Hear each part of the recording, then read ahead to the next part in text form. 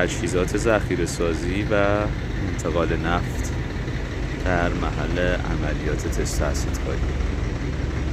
مخازن ذخیره نفت خام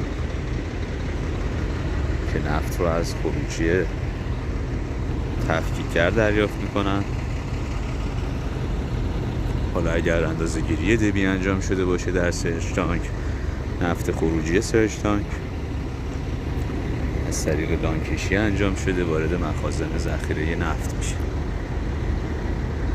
نفت اینجا ذخیره سازی میشه و سپس منتقل میشه به تانکرهای